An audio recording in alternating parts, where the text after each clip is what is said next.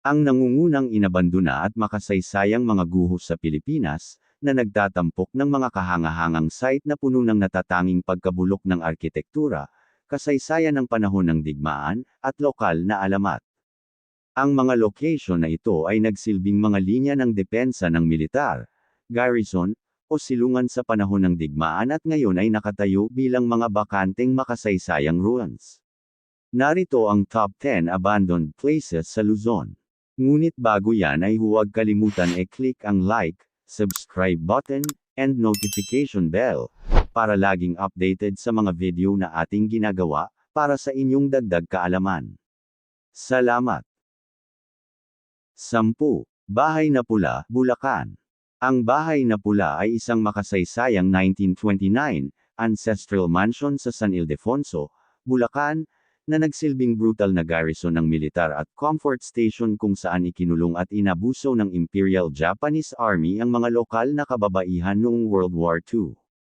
Itinayo noong 1929 ni Don Ramon Ilusorio bilang isang malaking dalawang palapag na hasyenda ng pamilyang Kahoy na pininturahan sa isang natatanging pulang panlabas. Nakuha ang isang madilim na reputasyon ng inagaw ng mga puwersa ng pananakop ng Hapon noong ikalawang digmaang pandaigdig. Ginamit bilang kwartel ng militar at holding center kasunod ng massacre noong November 1944 sa mga lalaki at lalaki sa kalapit na Mapaniki, Pampanga. Mahigit 100 kabataang babae, at ina ang nagmarcha patungo sa ari-arian at pinilit sa sexual na pagkaalipin. Siyam. Puerto Azul Resort, Cavite. Ang Puerto Azul Beach Resort ay isang napakalaking, makasaysayang 3,300 hectares tourist at golf complex na matatagpuan sa Ternate, Cavite. Minsang tinawag na Asia's Paradise Resort at ang World's Golfing Capital, noong kasagsagan nito noong 1980s, nag-aalok ito ng eksklusibong halo ng rugged na mga landscape ng bundok, magagandang sand beach, at championship golf course. Ang malaking bahagi nito ay inabandona at na-reclaim na ngayon ng gubat. Binuo noong 1980, umakit ito ng mayayamang lokal at internasyonal na jet setters kasama ang mga luxurious hotel cluster nito, magagandang cove, at high-profile na mga golf tournament. 8. Nagcarlan Underground Cemetery, Laguna. Ang Nagcarlan Underground Cemetery ay isang makasaysayang palatandaan, isang natatanging pampublikong libingan, at isang underground crypt. Ito ay matatagpuan sa Laguna, at kilala bilang ang tanging underground crypt ng uri nito sa bansa.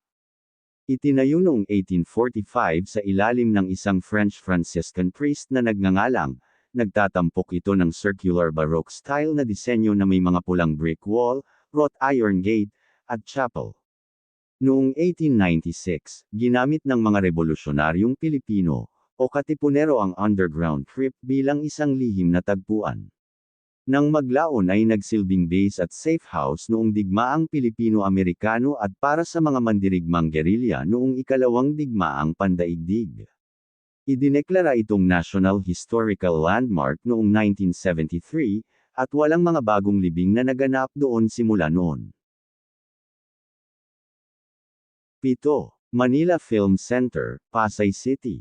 Ang Manila Film Center ay isang brutalist na gusali na matatagpuan sa timog kanlurang dulo ng Cultural Center of the Philippines Complex sa Pasay City, na itinayo noong 1982. Minadali ang pagpapatayo at tinapos lamang sa mahigit na 24 na oras, 3 shift na schedule na may humigit kumulang 4,000 manggagawa upang matugunan ang mahigpit na 3 buwang deadline para sa unang Manila International Film Festival na ginanap noong January 1982. Ang Manila Film Center ay higit na itinuturing na inabandona at hindi na ginagamit ngayon, kasunod ng isang kasaysayan na minarkahan ng isang kaunos-lunos na pagbagsak ng konstruksyon noong 1981, pagkasira ng istruktura mula sa lindol sa Luzon noong 1990, at pagkasira ng sunog noong 2013. 6. Malinta Tunnel, Cavite. Ang Malinta Tunnel ay isang makasaysayang underground complex sa Corregidor Island, na itinayo mula 1922 hanggang 1932 ng US Army Corps of Engineers. Nagsilbi itong bomb-proof na bunker, isang 1,000 beds na ospital, at ang punong tanggapan sa panahon ng digmaan para kay General Douglas MacArthur at ng Philippine Commonwealth Government. Itinayo gamit ang mga konkretong pader, mga overhead na arco, at isang double-track na linya ng electric car. 831 talampakan ang haba, 24 na talampakan ang lapad, at 18 talampakan ang taas na tumatakbo sa silangan hanggang kanluran.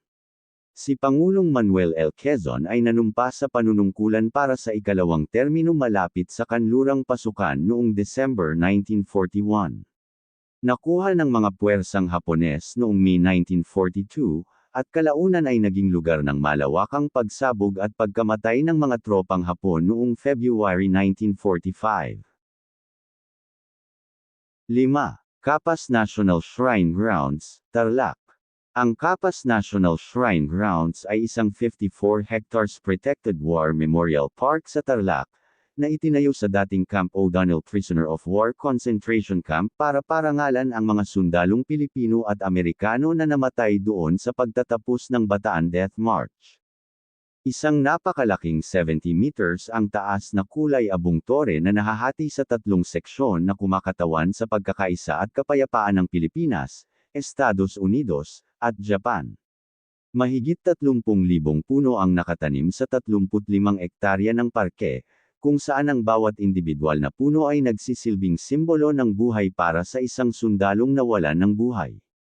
Isang itim na marmol na pader na nakapalibot sa base ng obelisk na may nakaukit na mga pangalan ng mga sundalong namatay sa kampo. 4.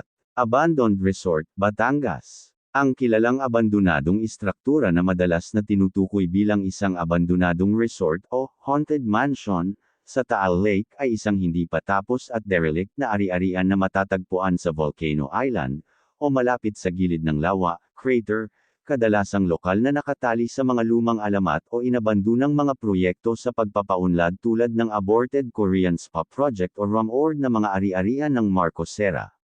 Madalas na binibisita ng mga urban explorer at vlogger ang mga skeletal concrete structure na ito, na sikat na tinatawag na mga abandonadong mansyon o resort na nakaupo sa gitna ng malalayong bahagi ng lawa. 3. Fantasy World, Batangas. Ang Fantasy World ay isang haka-haka na universo na nilikha para sa mga aklat, pelikula, laro, o sining, na nagtatampok ng mga elemento tulad ng mahika, gawa-gawang nilalang, at mga imbentong panuntunan ng kalikasan. Sa Pilipinas, maaari rin itong sumangguni sa Fantasy World, isang sikat na hindi natapos at abandonadong castle-themed park na matatagpuan sa Lemery, Batangas, o ang sikat na chain ng indoor family play areas na makikita sa mga mall tulad ng One Ayala. Isang hindi kumpleto, istilong kastilyong parke ng turista sa Lemery ang madalas na binibisita para sa mga photoshoot at pamamasyal. Mga lugar kung saan ang mga spell, dragon, duwende, at wizard ay tunay na bahagi ng pang-araw-araw na buhay. 2. Condominium Structures, Batangas. Ang mga abandonadong istruktura ng condominium sa Lemery, Batangas ay bahagi ng hindi natapos na Fantasy World Complex na matatagpuan sa kahabaan ng Jokno Highway sa Barangay May-Asang. Ang napakalaking 195 hectares project sa turismo at residential ay itinigil noong kalagitnaan ng 2000s dahil sa mga isyong pinansyal na kinakaharap ng developer, na nag-iwan sa iconic na kastilyo at nakaplanong residential condominium na mga gusali na hindi na kumpleto. Nagsimula ang konstruksyon noong 2001 ng isang dayuhang mamumuhunan, developer na nilalayo na maging isang pangunahing resort na may temang medieval at residential na komunidad. Ang mga hindi natapos na multi-story condominium shell ay nakaupo sa likod o sa loob ng complex sa tabi ng sikat na fairy tale castle replica. 1. Corregidor Island Barracks, Cavite. Ang mga inabandonang barracks sa Corregidor Island, pangunahin ng sikat na Mile-Long Barracks at Middleside Barracks, ay mga makasaysayang guho ng militar mula sa unang bahagi ng 1900s na lubhang napinsala noong World War II. Hindi ginalaw bilang mga alaala, Ang mga skeletal concrete structure na ito ay nagsisilbi na ngayong tourist sites at mga paalala ng matinding labanan sa Manila Bay. Kilala bilang world's longest military barracks, talagang mga 1,520 talampakan ang haba, ang tatlong palapag na reinforced concrete na gusaling ito ay nagsilbing tirahan para sa mga enlisted na tauhan at opisyal ng Amerikano. Malubhang binomba at winasak sa panahon ng mga operasyong militar ng Hapon at Amerika, na naiwan lamang ang konkretong balangkas ng kalansay na nakatayo ngayon. Nakaupo sa inabandona at tinutubuan ng mga puno, na nagsisilbing landmark sa atmosfera sa mga island day tour.